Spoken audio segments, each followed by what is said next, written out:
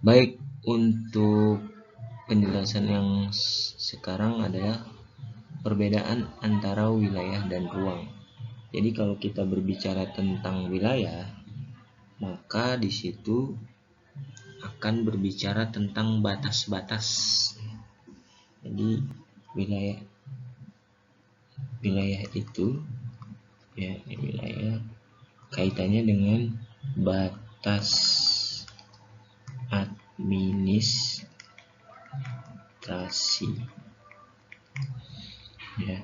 Kemudian ciri lainnya adalah kaitannya dengan kenampakan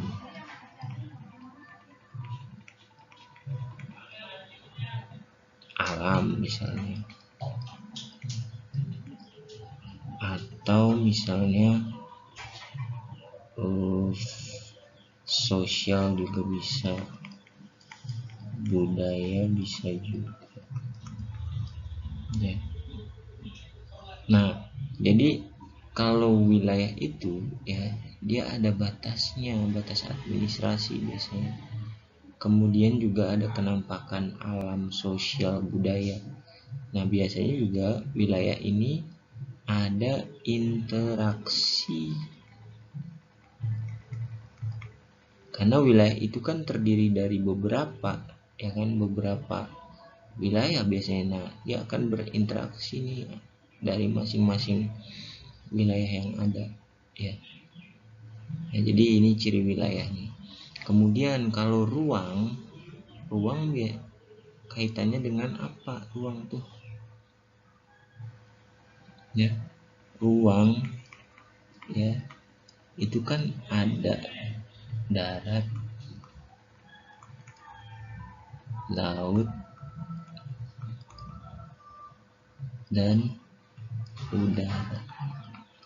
Nah, ini kaitannya dengan tempat tinggal makhluk hidup. Ruang. Jadi kaitannya dengan tempat tinggal makhluk hidup. Nah, jadi bisa dibedakan ya kalau wilayah itu dia dalam bentuk batas-batas administrasi yang menunjukkan kenampakan alam, sosial, budaya, kemudian terjadi interaksi karena biasanya wilayah itu terdiri dari banyak wilayah kan. Nah, masing-masing wilayah itu saling berinteraksi. Nah, kemudian kalau ruang itu kaitannya dengan darat, laut, dan udara, di mana itu merupakan tempat tinggal makhluk hidup. Nah, sama di dalam ruang ini juga akan terjadi yang namanya interaksi. Nah, oke. Kalau sudah memahami, kita next.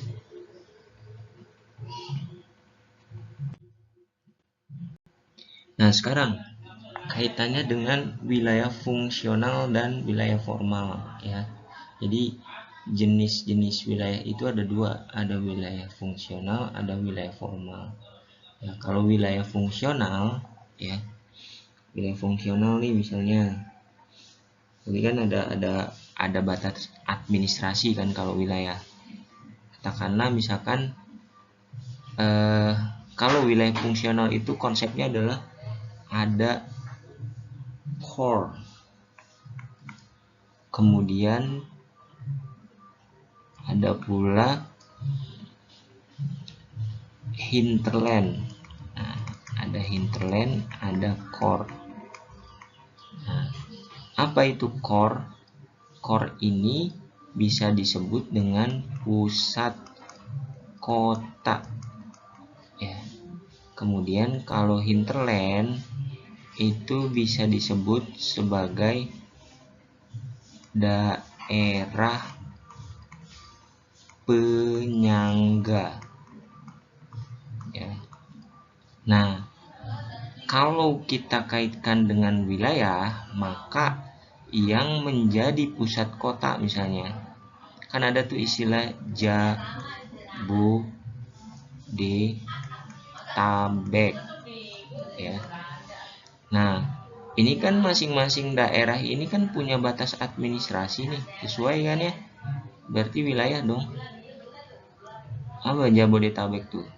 Jakarta, Bogor, Depok, Tangerang, Bekasi. Nah, yang menjadi core itu adalah Jakarta. Kemudian yang menjadi hinterland itu adalah Bogor, Depok, kemudian Tangerang ya, kemudian Bekasi. Nah, dipahami itu konsep dari wilayah fungsional. Jadi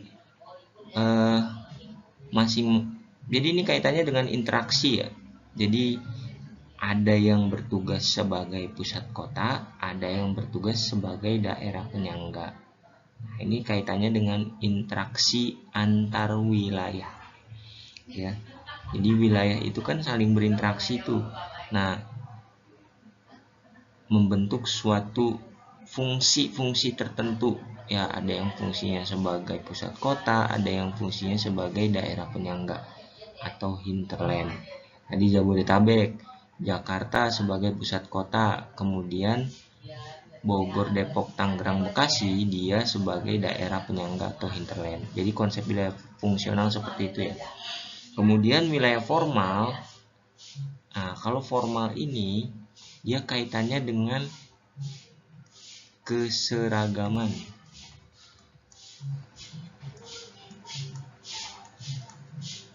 Nah, keseragaman wilayah.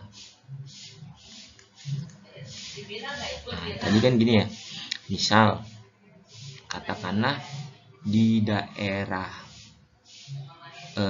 Bogor, daerah Bogor.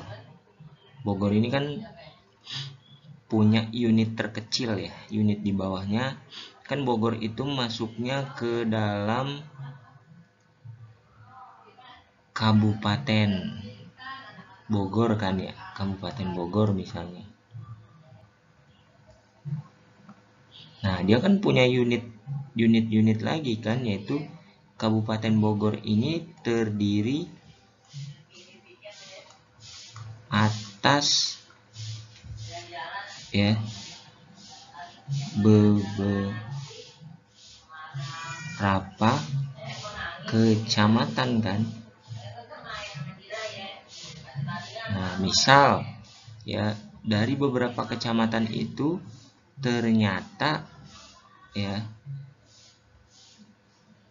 dominan wilayah Bogor itu adalah wilayah perkebunan misalnya, sehingga bisa dibilang wilayah formal daerah Bogor adalah wilayah perkebunan misalnya ya, dominannya perkebunan misalnya di sebelah selatannya ya, di sebelah selatan, timur, barat itu dominan perkebunan, maka bisa dibilang wilayah formal Bogor itu adalah wilayah perkebunan karena dominannya adalah perkebunan di sana ya. Nah, itu yang dimaksud dengan konsep wilayah formal ya. Oke, kita next lagi selanjutnya. Nah, di sini kita berbicara tentang tata ruang. Tadi kita udah memahami konsep atau perbedaan ruang dengan wilayah, kemudian jenis-jenis wilayah. Yang selanjutnya itu ya adalah tentang tata ruang kelas. Nah, tata ruang kelas. Ini kita mulai dari tata ruang kelas dulu. Tapi sesungguhnya konsep di geografi ini ada 3 ya. Tata ruang itu ada 3.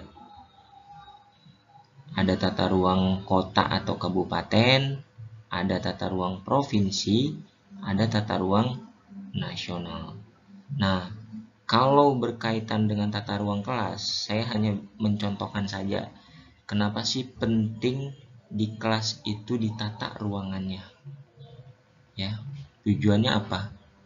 Ini tujuannya apa? Membuat penataan ruang kelas. Ya. Tujuan ditata ruang kelas adalah supaya teratur sehingga menciptakan yang namanya keharmonisan. Nah, itu ya. Jadi tujuan dari tata ruang sebenarnya adalah supaya teratur gitu, ya. Supaya teratur, tujuan akhirnya ya harmonis gitu, tercipta kehidupan yang harmonis gitu, interaksi yang harmonis, kehidupan yang harmonis. Nah, makanya sama tuh ya, dalam tata ruang kota atau kabupaten kemudian provinsi sampai ke nasional ya, itu tujuannya adalah supaya teratur ya. Misal kota atau kabupaten ya kan, ini kan terdiri dari banyak kecamatan kan. Ini misalnya ada ya, kecamatannya banyak banget nih misalnya. Nah, masing-masing kecamatan itu punya tugas fungsi ya, tugas dan fungsi yang khas. Misalnya kecamatan A khusus untuk pertanian, kecamatan B khusus untuk perikanan, kemudian kecamatan C khusus untuk industri rumahan misalnya. Nah, sehingga dia akan berfungsi sesuai dengan apa tugasnya gitu loh ya. Nah, nanti akan saling berinteraksi tuh antara wilayah A, B, dan C. Dia akan berinteraksi di namanya pasar ya kan. Pasar, terjadi ekonomi di situ ya, jual beli lah ya, sehingga menciptakan yang namanya keharmonisan tadi ya. Kalau kita sudah harmonis, maka hidup akan terasa lebih aman, nyaman, dan berkelanjutan bagi anak cucu kita nantinya ya. Nah, jadi itu adalah terkait dengan kenapa sih sebenarnya perlu ada penataan ruang ya di dalam suatu wilayah. Wilayah itu kan terdiri dari paling besar, paling luas dan paling besar itu ada nasional ya, kemudian ada provinsi, kota atau kabupaten ya, sampai ke tingkat yang paling kecil itu ada RT ya kan, rukun tetangga. Itu perlu penataan ruang sebetulnya ya. Oke. Nah, penataan ruang ini biasanya dilaksanakan itu 20 tahun sekali ya. Jadi 20 tahun sekali kita harus merencanakan RT RW. Nah, RT RW apa itu RT RW? RT RW itu adalah rencana tata ruang wilayah ya. Oke, sampai sini dulu ya, nanti kita lanjut lagi di materi selanjutnya. Sekian, wassalamualaikum warahmatullahi wabarakatuh.